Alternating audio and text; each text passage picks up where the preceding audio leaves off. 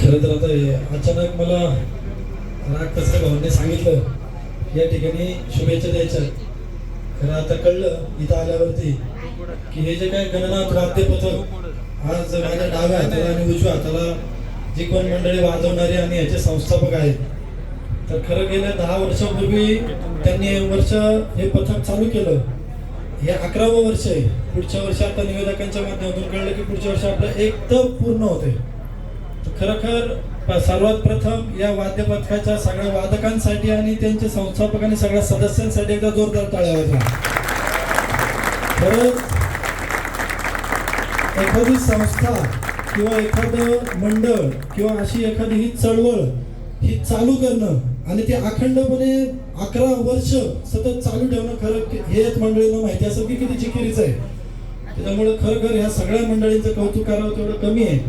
आणि आज आपण येत्या 2 महिन्यावरती गणेशोत्सव आलेला आहे. त्या गणेशोत्सवाची तयारी म्हणून आपण हे जे काही ढोल असेल, ताशा असेल, या सगळ्याचं पूजनाच्या निमित्त आपण या ठिकाणी एकत्र जमलेलो आहोत.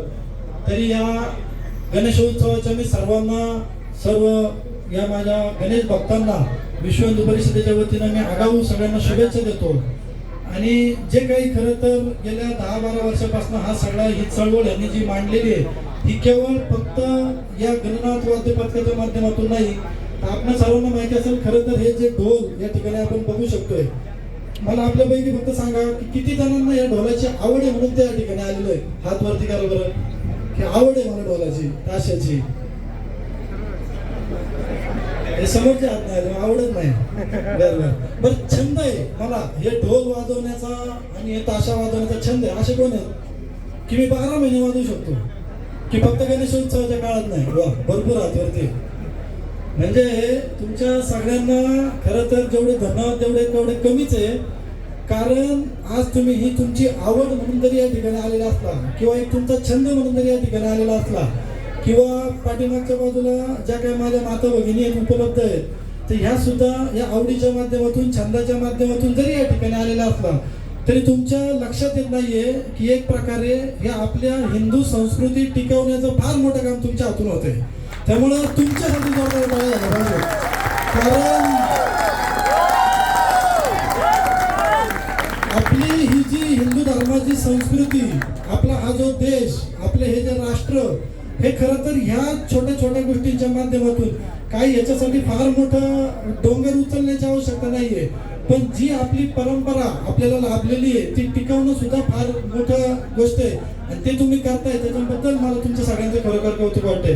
तसं बघायला गेलं तर हे जे काही ढोल ताशे, खरं तर आपण ज्या आता भागात ज्या भूमीत उभो ह्या भागाला मावळ प्रांत म्हणतात. छत्रपती शिवाजी महाराजांचा वावर या मावळ प्रांतामध्ये अधिक झाला आणि आपल्या बाजूचं जे खरोखर जे मावळ आहे तर त्या मावळमध्ये खरं तर या ढोल ताशाची परंपरा जास्त प्रमाणात काही वर्षापूर्वीपर्यंत होती, जी आपल्या भागात, या शहरी भागात किंवा पुणे भागात येण्यासाठी थोडा आत्ताच्या काळात वेळ गेला.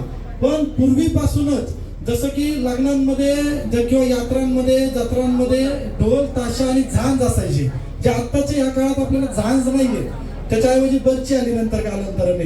पण ही झांज त्यावेळेस असायचे. म्हणजे मला आता मी इथला चिंचवड गावचा स्थानिक असल्यामुळं माझे आजोबा पंजोबा किंवा आजूबाजूची जी काही आता चिंचवडे मंडळी माझे सगळे मामा लोक आहेत, तर ते मला सांगतात की माझ्या आई वडिलांच्या लग्नामध्ये हे जे आत्ताचं मोरे हॉस्पिटल जे आहे, तर मोरे हॉस्पिटल पासून गावडे भोईराळी, तिथून गांधीपेठ येथून चापेकर चौकातून पुन्हा एकदा ते मोरे हॉस्पिटल, हा साधारण 1-1.5 किलोमीटरचा जो राऊंड आहे, तेव्हा माझ्या आई वडिलांच्या लग्नात वरातीत तेवढे खेळ होते. म्हणजे की जे आत्ताच आपण हे जे पथकं बघतोय त्यावेळेस अशी 12 मावळातून पथकं अशी लग्नांना बोलवली जायची आणि त्या ठिकाणी ती जी 50-100 जी काही पथकं आहेत तर ती पथकं आपली कला सादर करायची. त्यावेळेस खेळ असे एकमेकांवरती चढून दहीहंडीचे खेळ असे विविध खेळ व्हायचे, जे की आता तुम्ही सगळी मंडळी वेगवेगळ्या माध्यमातून करताय. त्याच्यामुळे ही खरं तर इतकी जुनी म्हणजे 40-50 वर्षाची परंपरा जरी इथं असली तरी त्याच्याही जर आपण थोडं मागे गेलो तर याची खरं तर 1964 साली हे पथक यावं याचं खरं आप्पासाहेब पेंडसे जे या ज्ञानप्रबोधिनी शाळेचे तत्कालीन प्रमुख होते, त्यांनी याची स्थापना 1964 साली की शालेय जीवनामध्ये करण्याचा प्रयत्न केला की जे कोणी या ग्रामीण भागामध्ये ही जी प्रथा आहे ती शालेय जीवनातून यावी का, असं त्यांनी त्याच्यातून पुढे आणलं. आणि ते खरोखर ते मुलांच्या माध्यमातून त्यांनी जे पथक तयार केलं जे आज आपण वाद्य पथक नावाने सगळेजण पाहतोय.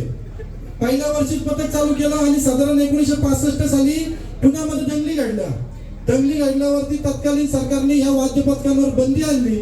आणि ज्यावेळेस ही बंदी आणली त्यावेळेस अप्पासाहेब पेंडसेंना जो निर्णय आवडला नाही, ते स्वतः लक्ष्मी रोडवर ताशा घेऊन पुढे उभे राहिले. त्यावेळेस आपल्या हिंदू समाजाने, सगळ्या हिंदुत्ववादी कार्यकर्त्यांनी त्यांना पाठिंबा दिला आणि वाद्य पथकामध्येच सगळ्या गणेशोत्सवाच्या मिरवणुका त्यावेळेस पार पडल्या.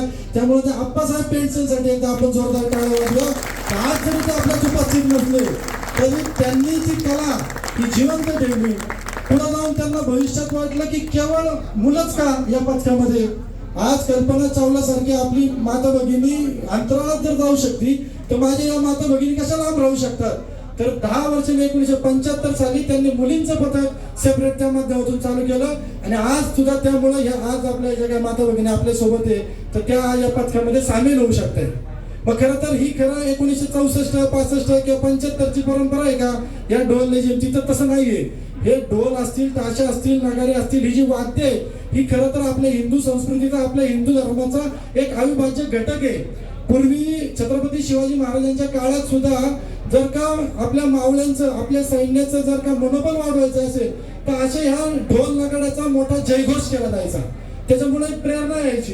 आता सुद्धा बघा, मला माहिती आहे तुमच्या सगळ्यांचे हात शिवसूत आहेत की कधी एकदा ढोल बांधतोय कमरेला आणि कधी एकदा तुला ठेका देतोय. मागच्या वर्षी कधीतरी दिला होता आणि आज एवढे 365 दिवसानंतर पुन्हा ती संधी येते. त्याच्यामुळे तुमच्या धमन्यांमधलं रक्त सळसळते, मला जी कल्पना आहे.